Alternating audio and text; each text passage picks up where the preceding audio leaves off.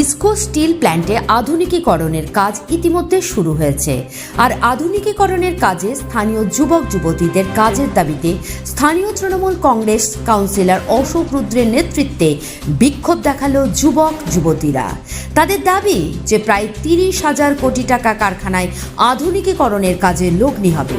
অতীতে কারখানায় কাজের জন্য বাইরে থেকে যুবক যুবতীদের চাকরি দিয়ে থাকলেও স্থানীয়দের কোনো চাকরি হয়নি। আর এবার স্থানীয় বেকার যুবক যুবতীরা যেন বঞ্চিত না হয়, আর সেই লক্ষ্যে শুক্রবার বার্নপুর সেফটি ট্রেনিং সেন্টারের সামনে বিক্ষোভ দেখালো একদল যুবক যুবতী। তাদের দাবি যে এই কারখানাতে যোগ্যতা অনুযায়ী প্রথমে স্থানীয় বেকার যুবক যুবতীদের চাকরি দিতে হবে।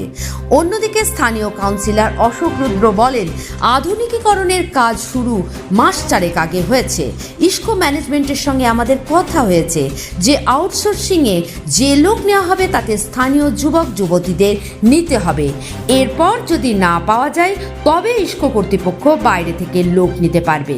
কিন্তু আমরা দেখছি ইসকো কর্তৃপক্ষ এসব না করে আগে থেকে বাইরে থেকে অন্যান্য রাজ্য থেকে লোক নেওয়া শুরু করে দিয়েছে। আমাদের একটাই দাবি, প্রথমে স্থানীয়দের নিতে হবে, পরে বাইরের রাজ্য বা অন্যান্য জায়গা থেকে লোক নিতে পারবে। দেখুন, আপনারা সবাই জানেন যে ইসকোর আধুনিকরণ শুরু হয়েছে। এবার মাস 4 আগে আমাদের সাথে ইসকোর হায়ার অথরিটি ম্যানেজমেন্টের কথা হয়েছিল। সেখানে আমরা জানিয়েছিলাম যে ইসকোর যে আউটসোর্সিংয়ের যে নিয়োগ হবে কন্ট্রাকচুয়াল, সেখানে যেন ইসকোকে কেন্দ্র করে যে এলাকাগুলো আছে ইসকোর বৃত্তের মধ্যে সারাউন্ডিং যে এলাকা, ধরুন ওই দিকের যে লাকড়া সাতা থেকে শুরু করে আমাদের এই দিকের নরসিংবান্ধ আছে, বার্নপুর টাউন আছে, ধরমপুর, হীরাপুর, সামডি, কালাঝড়িয়া, পুরো এলাকাটা, এই এলাকা থেকে স্থানীয় মানুষজনদের নিতে হবে। এরপরে যদি এখানে না পাওয়া যায় তাহলে সেকেন্ড সার্কেলে যাবে, মানে এই এলাকারই পরবর্তী স্তরে। কিন্তু আমরা দেখতে পাচ্ছি যে ইসকো অলরেডি, আমরা যেটা ম্যানেজমেন্টের থেকে শুনেছি, প্রায় 15,000-এর মতো এখানে আউটসোর্সিং লোক নিয়োগ হবে। এর মধ্যে প্রায় 1,000 এরা সেফটি করিয়ে নিয়েছে, এবং এই সেফটির বড় অংশটাই আছে বিহার, ইউপি, উড়িষ্যা, ঝাড়খণ্ড, নর্থ ইস্টের স্টেট থেকেও আছে, এবং আমাদের আশেপাশের পার্শ্ববর্তী এলাকা থেকেও আছে।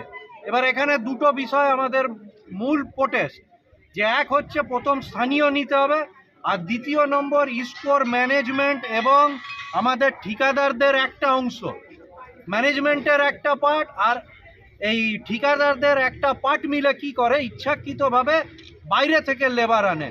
কারণ ইসকোর কন্ট্রাকচুয়াল লেবাররা সবচেয়ে কম মাইনে পায় আলাদা জায়গায়, প্রায় 5 থেকে 6,000 টাকা কম পায়। আমাদের দাবি হচ্ছে ইসকো ম্যানেজমেন্টের কাছে যে ঠিকাদারদের সাথে কথা বলে আপনারা এটা এনশিওর করুন যে তারাও যেন বাকি স্টিল প্ল্যান্টের আউটসোর্সিংরা যা 17, 18, 19, 20,000 টাকা অবধি মাইনে পায়, এখানে 10 থেকে 12,000 পায়, সেটা যেন না পায়। আমরা এখানে আপাতত আর সেফটি হতে দেব না যতক্ষণ না আমাদের এনশিওর করবে যে দুটো আমাদের, যে আগের লোকাল লোকদের আমাদের নিয়োগ করতে হবে। Bureau report, activist Bangla.